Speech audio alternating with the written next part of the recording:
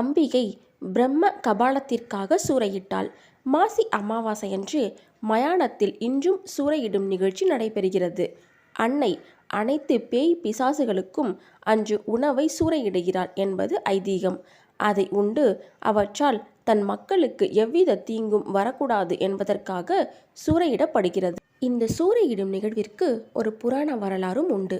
இந்த விழாவின் தொடக்கம் சிவபெருமானுக்கும் பிரம்மனுக்கும் இடையிலான ஒரு புராண சம்பவத்தில் தொடங்குவதாக நம்பப்படுகிறது. சிவபெருமானுக்கு 5 தலைகள் இருப்பதைப் போல் தனக்கும் 5வது தலை வேண்டும் என்று நினைத்தார் பிரம்மதேவர்.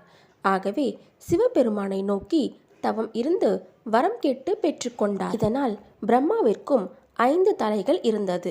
ஒரு நாள் பிரம்மா கர்வத்துடன் கைலாயத்திற்கு சென்றார். பிரம்மதேவனை கண்ட பார்வதி சிவபெருமான் தான் வந்துவிட்டார் என்று நினைத்து அவர் பாதங்களில் விழுந்து வணங்கி பூஜை பொருட்களை சமர்ப்பித்தார்.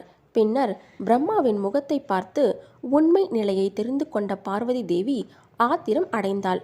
பிரம்மாவை நோக்கி உன் ஒரு தலை அழிய கடவது என்று சாபம் இட்டார். மேலும் நடந்ததை சிவபெருமானிடம் கூறினார் பார்வதி. இதனால் கோபமுற்ற சிவபெருமான் பிரம்மதேவரின் ஒரு தலையை காலபைரவர் மூலம் கொய்து வரச் சொன்னார் சிவன். ஆனால் ஒரு தலையை கிள்ளியவுடன் மற்றொரு தலை அங்கே தோன்றியது. சிவனே தலையை கொய்யச் சென்றார். ஆனால் ஒவ்வொன்றாக கிள்ள அது முளைத்து கொண்டே இருந்தது. இந்த புதிரை சிவபெருமானால் புரிந்து கொள்ள முடியவில்லை. பின்னர் வெட்டப்பட்டு கீழே கிடந்த பிரம்மாவின் தலைகளை ஒரு கயிற்றில் கோர்த்து கட்டி அதை தன் கழுத்தில் மாலையாக சிவன் அணிந்து கொண்டார். அதன் பிறகு பிரம்மாவின் தலையை வெட்டி அதை கீழே போடாமல் தன் கையிலேயே வைத்து கொண்டார். இப்போது பிரம்மாவின் தலை வெட்டப்பட்ட இடத்தில் புதிய தலை முளைப்பது நின்றுவிட்டது. ஆனால் சிவபெருமானுக்கு பிரம்மஹத்தி தோஷம் பிடித்துவிட்டது. பிரம்மாவின் ஒரு தலை அழிந்துவிட காரணமாக இருந்த பார்வதியிடம் கோபத்தோடு வந்தாள் பிரம்மாவின் மனைவி சரஸ்வதி. பார்வதி, இனி நீ அழகுமிக்க ஆடைகளை அணியக்கூடாது.